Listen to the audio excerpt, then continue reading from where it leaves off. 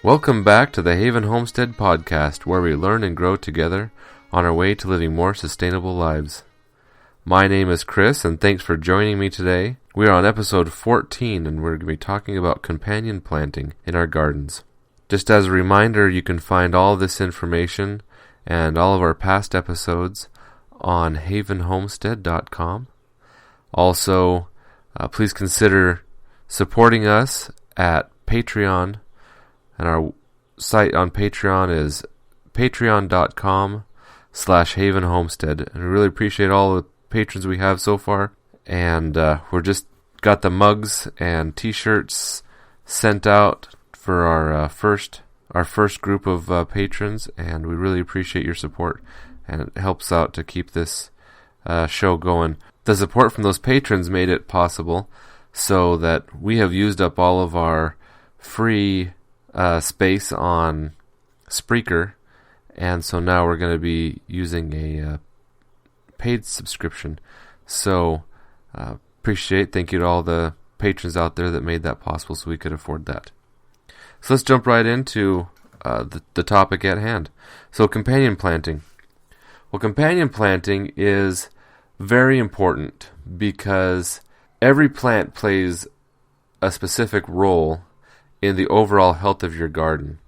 And what companion planting does is it helps, it helps, each plant helps each other. And if a plant hinders another plant, you don't plant them together.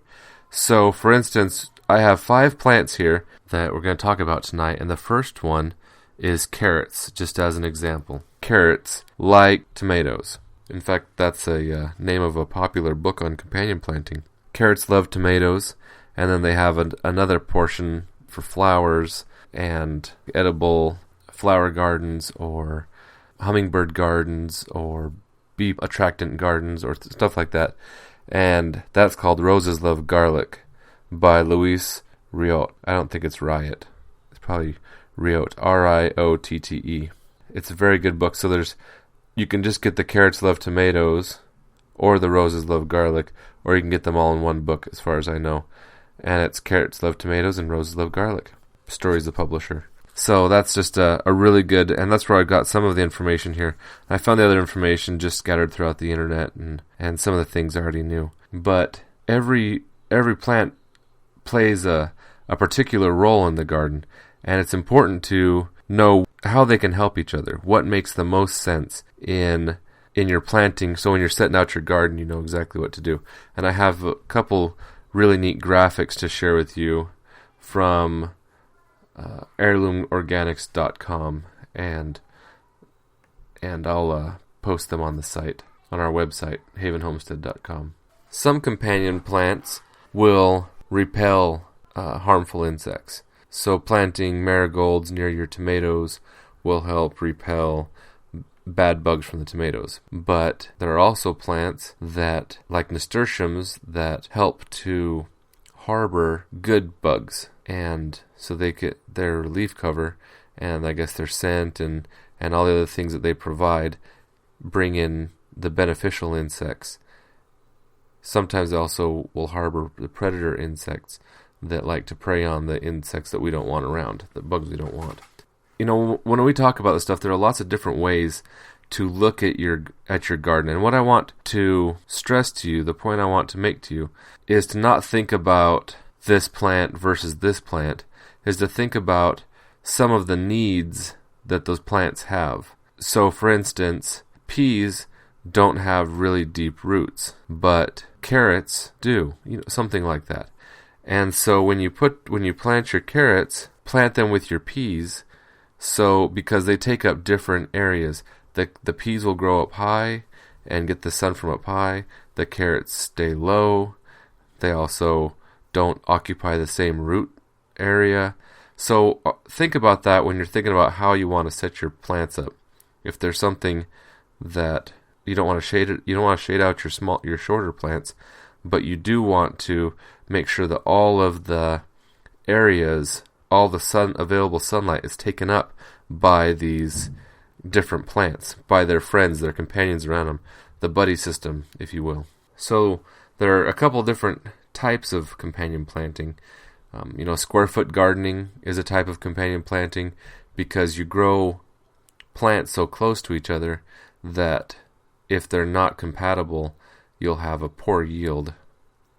Also, closed canopy gardening, where you grow your plants so close together that it shades out any weeds that might come up. You really need to be careful that you put the right kind of plants together so they don't fight against each other and cause each other to die or not produce where they could.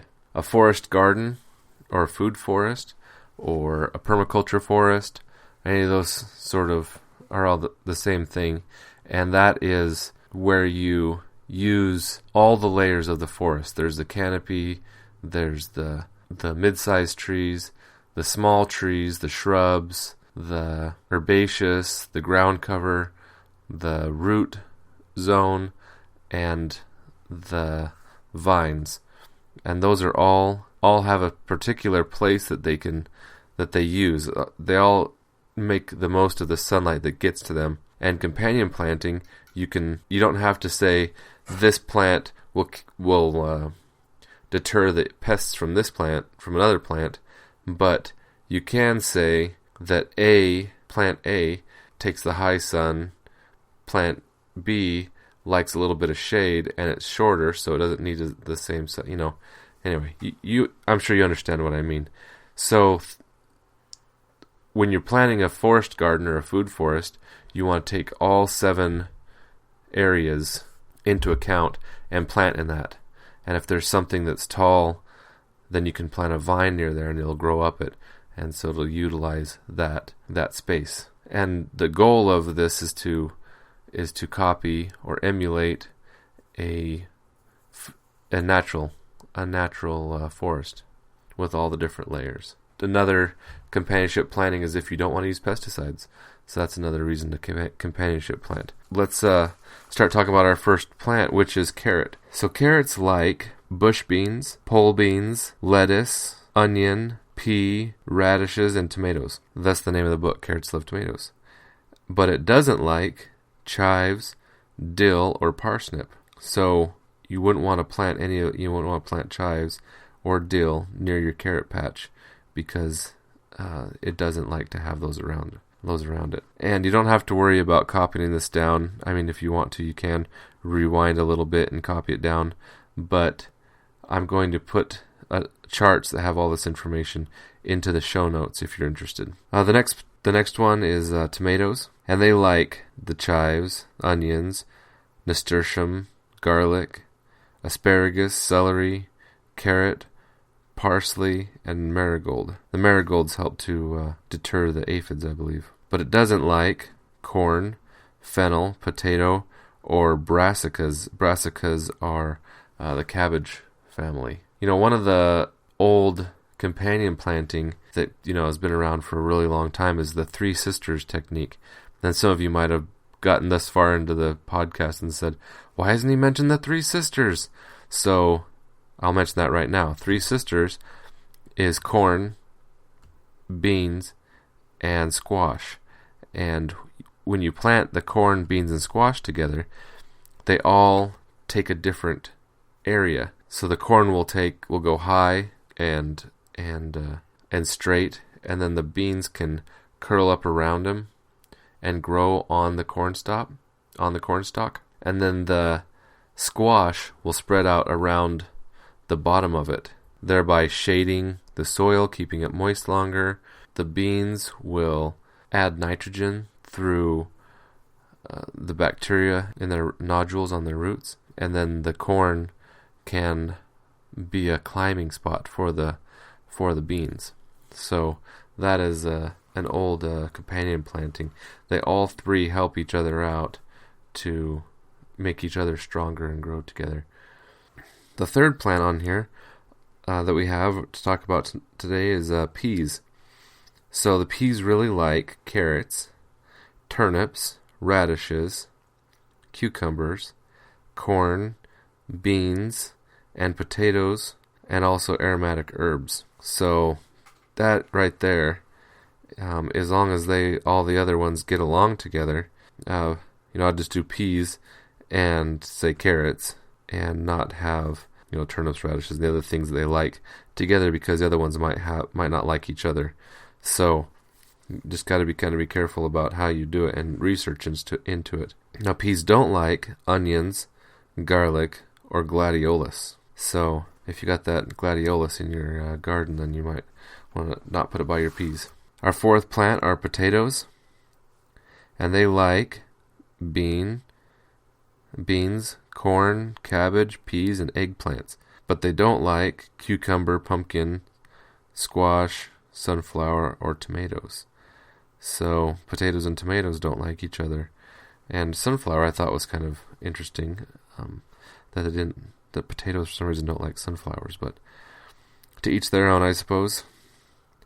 Now on zucchini, that was going to be my fifth, because the first chart I found didn't have squash in it, but the book Carrots Love Tomatoes did have squash mentioned in there with what their companion planting is. So first I wanted zucchini, and the only thing I got out of it was it likes nasturtiums. That was all I could find on it. It didn't have anything it didn't like. Maybe that's why everybody has more zucchini than they can handle, it seems, every time they grow it. But the squash, in the book, the Carrots Love Tomatoes book, it says plant icicle radishes in the hill that you have the squash growing out of. It prevents insects. The same thing also works for cucumbers. So that's just a little information there. Plant some icicle radishes in the hill, and it will prevent the insects. And then by the time it says just keep the radish in the hill and let it go to seed. But if you plant the squash either later in the season or earlier in the season than usual, you will have less squash bugs.